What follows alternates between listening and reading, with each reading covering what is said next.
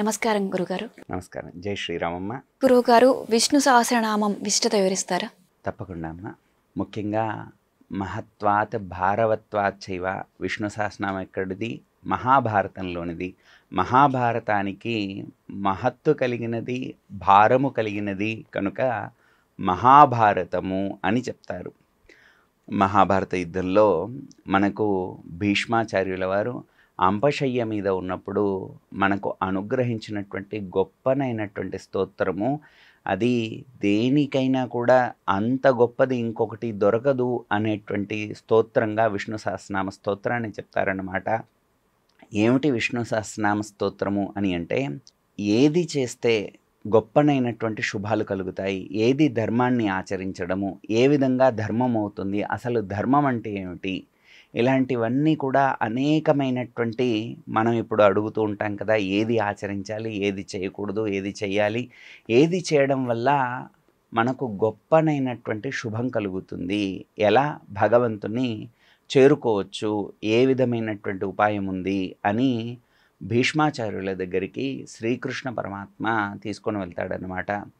మహత్వాత్ భారవత్వాత్ చైవ మహాభారతముచ్యతే అని చెప్పినటువంటి ఈ మహాభారతంలో శ్రీకృష్ణ పరమాత్మ తన వైభవాన్నంతటినీ కూడా భగవద్గీతలా అర్జునుడికి చెప్పిన, ఇంకా అసలు కృష్ణుడి యొక్క పరత్వం, కృష్ణుడి యొక్క వైభవాన్ని ఇంకా అర్థం చేసుకోలేకపోతున్నారు. వీళ్ళకి తెలియచెప్పాలి అంటే, ఇప్పుడు ఎవరైనా కూడా నేను చాలా గొప్పవాణ్ణయ్యా, నన్ను ఆశ్రయించు, నిన్ను నేను ఉద్ధరిస్తాను అని చెప్తే ఎవరైనా కూడా వాళ్ళు గొప్పవాళ్ళని చెప్పుకుంటాను, కానీ నేను తక్కువవాణ్ణయ్యా అని చెప్పుకోరు కదా అని కృష్ణ పరమాత్మ చెప్పినటువంటి మాటలు నమ్మకం ఇంకా కలగలేదేమో అని కృష్ణుడు భీష్ముడి దగ్గరికి తీసుకొస్తాడు. భీష్ముడు ఎలాంటి వాడట అంటే, ప్రతినిత్యము కూడా ఆ విష్ణువు యొక్క నామాన్ని స్మరిస్తూ ఉండేటువంటి వాడు. ధర్మం ఏదైనా కూడా తెలుసుకోవాలంటే భీష్ముడి దగ్గరికి వెళ్ళి తెలుసుకోవాలి అని వాళ్ళంతా కూడా అనుకుంటారు కదా.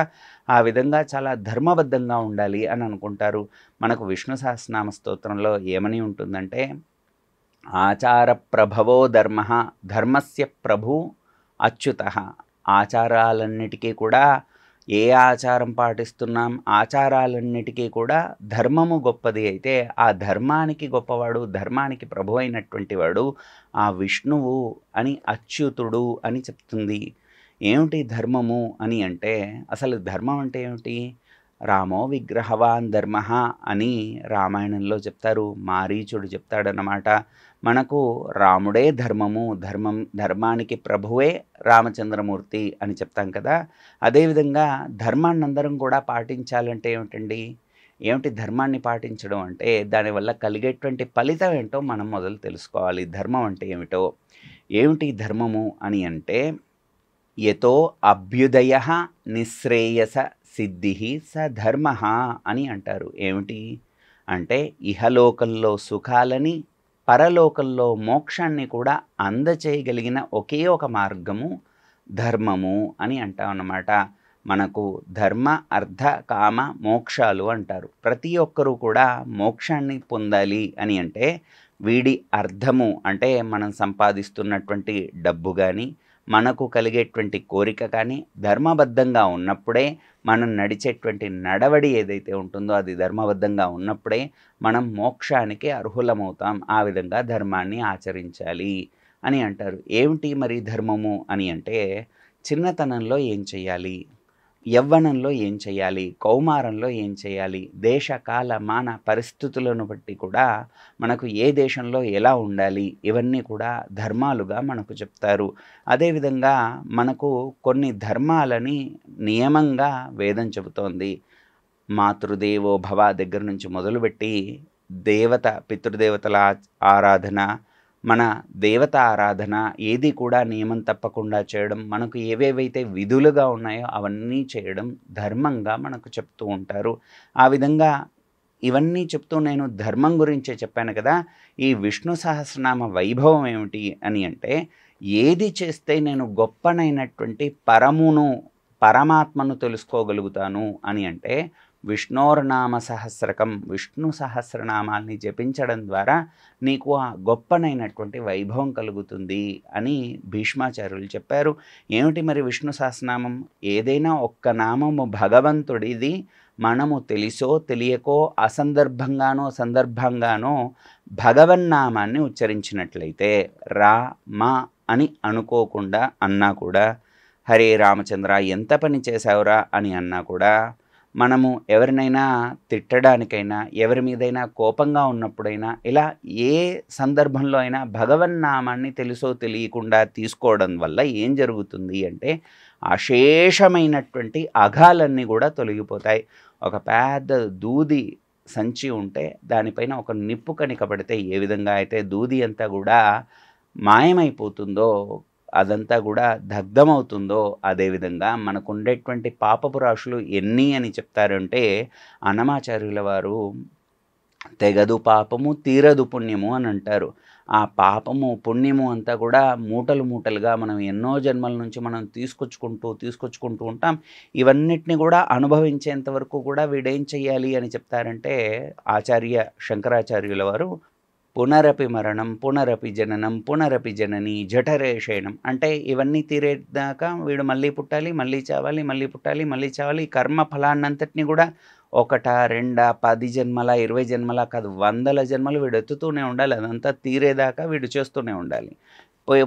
పోయిన జన్మలో మనం ఏం చేసాం, ఈ జన్మలో మనకు గుర్తుకుండదు. అయ్యో నేను ఆ జన్మలో ఈ పాపం చేస్తున్నాను, ఇప్పుడైనా ఇప్పుడు నేను ఒక తరగతిలో తప్పు చేశాను కాబట్టి ఇంకో తరగతిలో నేను మంచిగా పాస్ అవ్వాలి అని మనకు జ్ఞాపకం కూడా ఉండదు. మరి అలా జ్ఞాపకం ఉండకుండా ఎన్నో జన్మల కర్మల ఫలితాన్నంతటిని కూడా మనం అంటే ఒక అప్పు ఉందనుకోండి, 1 సంవత్సరం కడితేనే మనకు చాలా ఇబ్బంది కలుగుతుంది. అలా సంవత్సరాలు జన్మలు ఈ పాపపుణ్యాలను ఎంతసేపని మనం మోయగలుగుతాం? ఎవరైనా కూడా 1 ఇటుక మోస్తాడు, 20 ఇటుకలు 30 ఇటుకలు మోయలేడు కదా. అదేవిధంగా మనకు ఈ పాపపు రాశి అంతా కూడా తొలగించుకోవడానికి ఒకే ఒక ఉపాయం ఏమిటి అని అంటే భగవన్నామస్మరణ చేయడం. ఒక నామం చేస్తే ఇంత గొప్పనైనటువంటి ఫలితం, అశేషమైనటువంటి అఘము అంటే గొప్ప ఎన్ని గుట్టలుగా ఉన్నటువంటి అఘమంతా కూడా హరించిపోతుందని చెప్తారు కదా. ప్రతినిత్యం విష్ణు సహస్రనామం చేస్తే ఎంత గొప్పనైనటువంటి ఫలితం కలుగుతుంది. అదేవిధంగా మనకు చాలామంది వేదం నేర్చుకోవాలి, పురాణాలు చదువుకోవాలి, ఇలాంటి వాళ్ళంతా కూడా వాళ్ళ నాలుకకు ఎక్సర్సైజ్ ఏమిటి అంటే విష్ణు సహస్రనామం కనుక చేయగలిగినాడంటే వాడి నాలుక ప్రతీదీ కూడా చదవడానికి సులభతరం అవుతుంది. భగవన్నామం యొక్క వైభవం అన్నమాట. మనకు త్యాగరాజస్వామి తెలుసును కదా అందరికీ కూడా. త్యాగరాజస్వామి తనకు ఒక ఆలయం కట్టి త్యాగరాజస్వామికి ఆరాధనలు జరుగుతూ ఉంటాయి. ఎన్నో గొప్పనైనటువంటి కీర్తనలు స్వామి మనందరికీ కూడా ప్రసాదించారు. ఆయన కీర్తన చేయడానికి ఆయనకున్నటువంటి శక్తి, ఆయనకు వచ్చినటువంటి శక్తి ఏమిటో తెలుసునా? 9 కోట్ల సారి రామనామం చేశారట. అదేవిధంగా మనకు మొట్టమొదటి ఆది కావ్యం వాల్మీకి అనుగ్రహించినటువంటి రామాయణం. ఆ రామాయణం ఆయన చేయడానికి ఆయనకు ఆ శక్తి ఎక్కడిదయ్యా అంటే ఆయన ఉపదేశించడానికి కూడా నీకు అర్హత లేదయ్యా భగవన్నామం ఉపదేశించడానికి కూడా అని మరా అని ఉపదేశిస్తారు. ఆ మరామ అవుతుంది. అలా ఎన్నో వేల సంవత్సరాలు రామనామాన్ని జపం చేయడం ద్వారా ఆయన రామాయణాన్ని ఆది కావ్యాన్ని మనకు అనుగ్రహించేటువంటి భగవన్నామం ఒక్క నామంతో ఇన్ని అద్భుతాలు జరిగితే విష్ణు సహస్రనామం 1000 చేయడం అనేది ఎంతో గొప్పనైనటువంటిది. అది విష్ణు సహస్రనామ వైభవాన్ని చెప్పడం కూడా ఎవరి తరము కాదు. విష్ణువు యొక్క వైభవం ఇంతటిది అని చెప్పడం ఎవరి తరము కాదు అని అంటారు. మనకు విష్ణు సహస్రనామంలోనే ఇంకొక మాట కూడా అద్భుతమైనటువంటి మాట ఉంటుంది. కేనోపాయేన లఘున విష్ణోర్నామ సహస్రం. విష్ణు యొక్క నామాన్ని ఏ ఉపాయం చేత పామరులైనటువంటి వాళ్ళు కూడా ఆ ఫలితం పొందాలంటే ఏం చేయాలి అని పతిని పార్వతి అడుగుతుంది, శివుడిని పార్వతి అడుగుతుంది. నీ దగ్గరికేమో కైలాసానికి అందరూ వస్తారు కదా, అందరూ వచ్చి నువ్వు గొప్పవాడివి, నువ్వు భోలాశంకరుడివి, నువ్వు అన్నీ ఇస్తూ ఉంటావు, ఎవరు ఏది అడిగితే అది ఇస్తూ ఉంటావు, ఇంత గొప్పనైనటువంటి త్యాగము, ఇంత గొప్పనైనటువంటి ఐశ్వర్యం, అడిగిన వాడికి ఐశ్వర్యం, ఇవన్నీ కూడా ఇస్తూ ఉన్నావు కదా. మరి నువ్వే గొప్పవాడు అయినాక నువ్వు ఎలా ఉండాలి? ఒక రాజు అనేవాడు ఎలా ఉంటాడు? హాయిగా రిలాక్స్డ్గా కూర్చొని తన తన భోగాన్నో తన ఐశ్వర్యాన్నో తాను అనుభవిస్తూ ఉండాలి కదా, నీవేమిటి ఎప్పుడు చూసినా కూడా ధ్యానంలో ఉంటావు అని అంటూ ఉంటే అప్పుడు పార్వతికి చెప్తాడు, నేను నిరంతరము భాగవతం అనే అమృతాన్ని తాగుతా, నిరంతరము రామనామం అనే తారక మంత్రాన్ని తపస్సులా చేస్తూ ఉంటా అని అంటారన్నమాట. అప్పుడు పార్వతీదేవికి రామతారకం, తారకం అంటే ఇంకొకటి ఏది తారకం కాదు, రామనామమే అన్నింటి నుంచి కూడా రక్షించేది కనుక దానికి రామతారకము, తారక బ్రహ్మము అని అంటారు. మనకు దాశరథి కూడా తారక మంత్రము కోరిన దొరికెను అని అంటారు. అంటే అన్నింటి నుంచి కూడా కాపాడేది రామమంత్రము.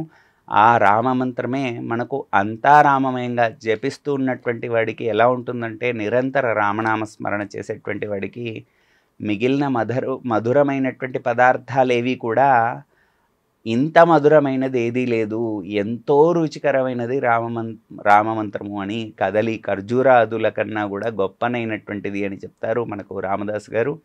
అదేవిధంగా విష్ణు సహస్రనామాల్లో ఒక్కొక్క మంత్రం ఒక్కొక్క గొప్పనైనటువంటి శక్తిని కలిగినటువంటిది. ఉత్తారణం అనే ఒక మంత్రం తీసుకున్నాం అనుకోండి ఉదాహరణకి, ఎవరు మనల్ని ఉద్ధరించేటువంటి వాడు? ఆ విష్ణువు. ఓం ఉత్తారణాయ నమః, ఓం ధన్వంతరిణే నమః. మనము మొన్న మనకంతా కూడా అనారోగ్య సమస్యలన్నీ కూడా ఒకేసారి ప్రపంచాన్నంతటినీ కూడా పట్టుకునే సమయంలో ధన్వంతరి ఆరాధనలు చాలా చేశాం.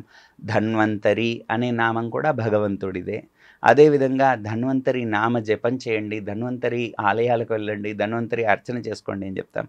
అలా మనకి ఇంకొకటి అచ్యుత, అనంత, గోవింద, ఈ 3 నామాలు ఎవరైతే బాగా అనారోగ్యంగా ఉంటారో వాళ్ళు నిరంతరం అది చేసేటువంటి వాళ్ళకి అచ్యుతుడు, అనంతుడు, గోవిందుడు, ఈ 3 నామాలు ఎవరైతే చేస్తారో వాళ్ళు సకలమైనటువంటి అనారోగ్య సమస్యల నుంచి బయటపడతారు అని విష్ణువు యొక్క విష్ణు పంజర స్తోత్రంలో మనకు స్వామి స్వయంగా చెప్పారు అని చెప్తారు. ఆ విధంగా ఒక్కొక్క నామానికి అంత గొప్పనైనటువంటి వైభవం ఉంది. మనకు ఇదివరి రోజుల్లో అంటే మనం ఋషుల చరిత్రలు కానీ ఎవరిదైనా చరిత్రలు విన్నప్పుడు కొన్ని సంవత్సరాలు తపస్సు చేయడం ద్వారా వారికి పరమాత్మ కనబడి వారిని అనుగ్రహించి వాడికి వరాలు ఇస్తారు అని చెప్తారు కదా. ఇప్పుడు భగవన్నామంతో ఆ అనుభవాన్ని పొందిన వాళ్ళను మనం చరిత్రలో గనుక చూసినట్లయితే దశరథుడు కానీ, అదేవిధంగా ధ్రువుడు 4 ఏళ్ల పిల్లవాడు కేవల ద్వాదశాక్షరి మంత్రంతో ఒక నామంతోటే పరమాత్మ సాక్షాత్కారం 4 ఏళ్ల పిల్లవాడు పొంది అద్భుతమైనటువంటి ఉన్నత స్థానం ధ్రువ నక్షత్రంగా ఆయన వెలుగుతూ ఉన్నారు. అలా ఒక్కొక్క నామానికి అంత గొప్పనైనటువంటి మహిమ కలిగితే 1000 నామాల మహిమను ఏమని చెప్పుకోగలుగుతాం?